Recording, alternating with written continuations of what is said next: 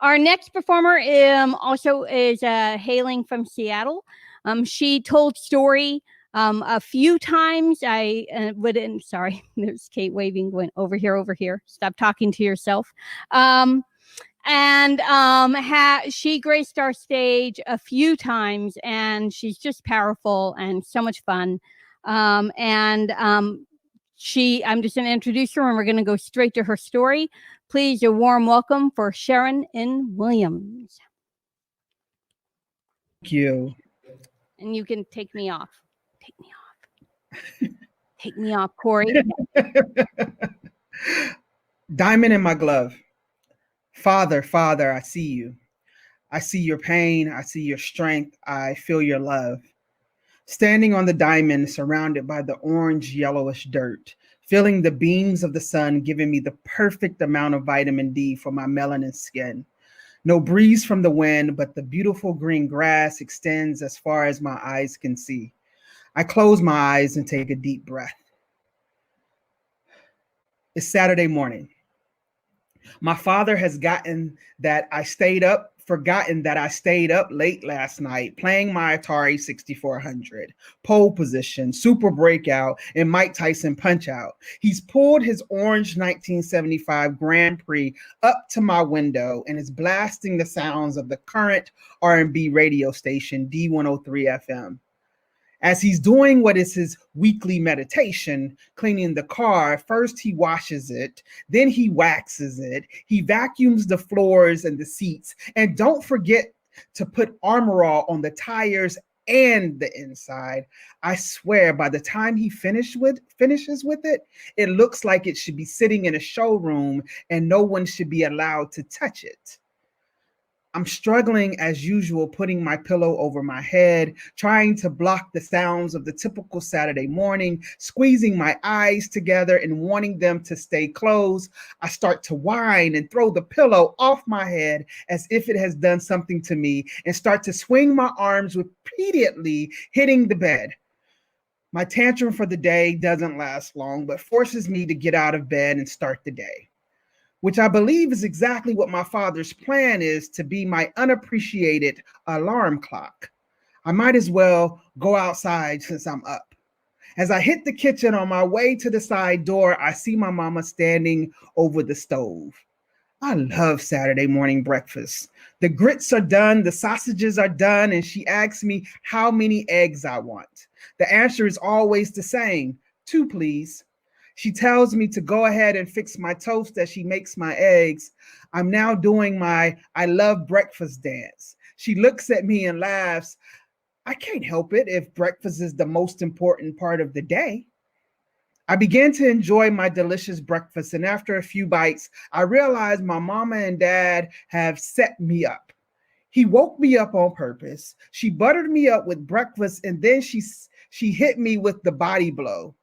When you finish eating, get the laundry out of the washing machine and go hang the clothes up outside on the line. And then take everything out of the kitchen so you can mop the floor.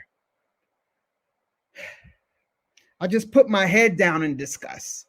I don't know why I fall for this every Saturday.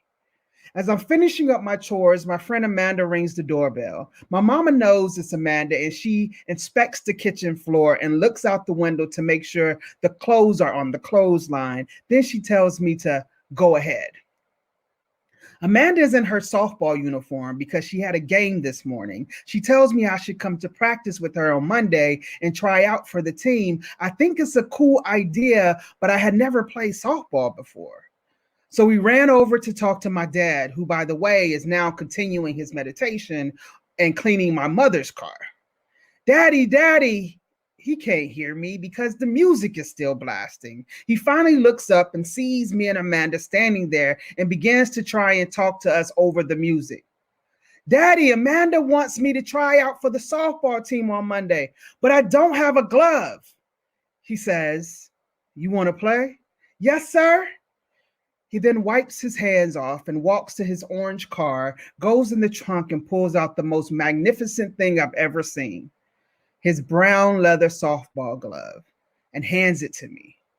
I can't believe it. I saw him play for his job's team and he was really good. I can't believe he is going to let me have it. He says as we begin to run off, you can borrow it. Take good care of it. Little did he know he was never getting this glove back. It's all mine. Father, Father, I see you. I see your pain.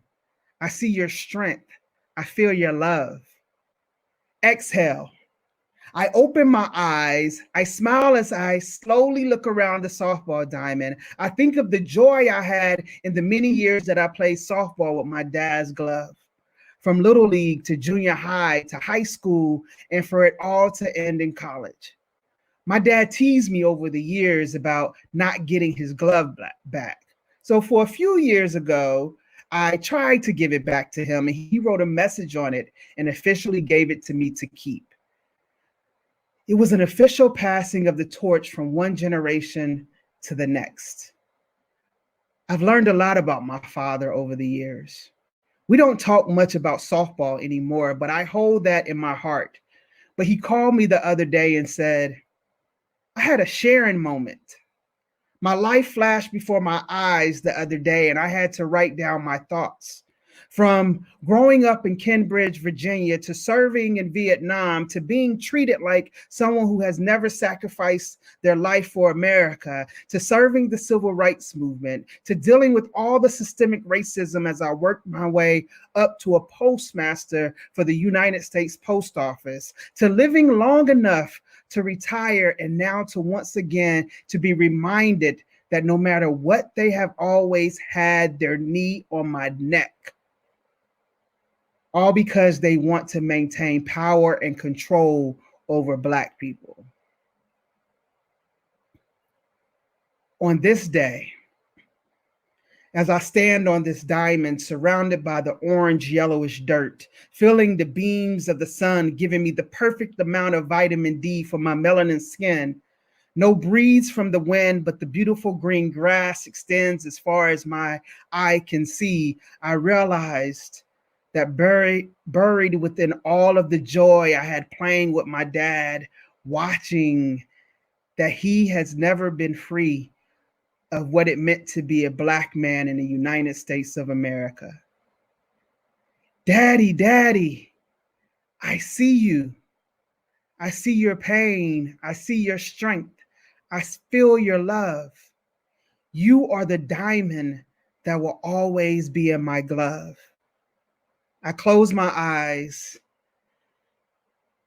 take a deep breath, inhale, exhale.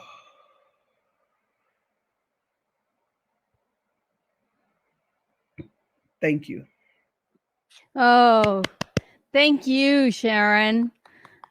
Oh my gosh, so wonderful. So how have you been? Good. I've been good. I'm an introvert. And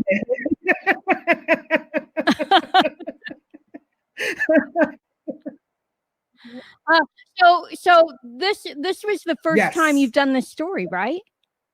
Which is amazing to me. I'm amazed that story that you haven't been telling that story. When did you write it? In July. My friend Fran was doing a class, her advanced yoga training class, and asked for me to do a piece because she wanted to experiment with sound and yoga. And so I wrote this piece. You just wrote it. You just yeah. You make it sound so easy. I just wrote it. Yeah. It just came.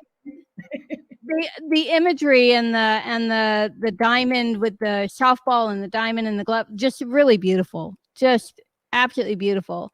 I do have to say, I mean, I really would love to see your Saturday morning pancake or breakfast grits dance. Do you remember what it was? What's a lot of woo?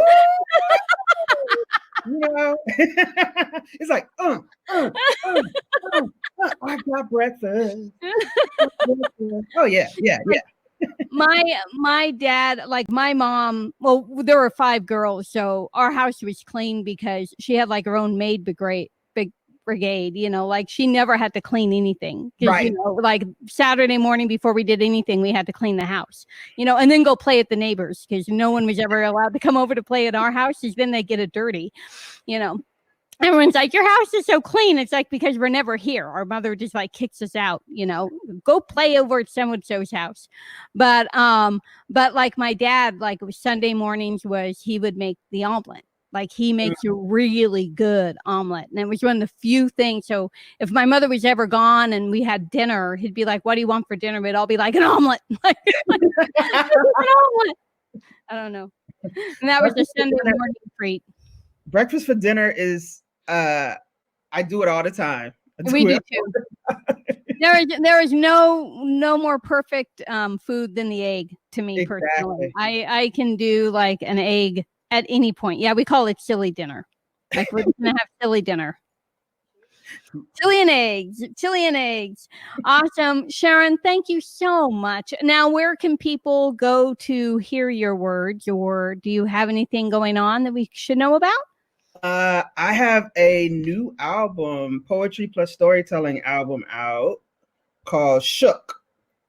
And it is available everywhere you can get music. So iTunes, CD Baby, Amazon, all of that. And you can follow me on my website, SharonNWilliams.com. All right. Sharon N. Williams, thank you so much for once again participating and being part of Family Affair. Woohoo! I'm going to do a little. That's what I did when I got your email. I was like, ah! So stick around because we're going to have everyone out for the curtain call.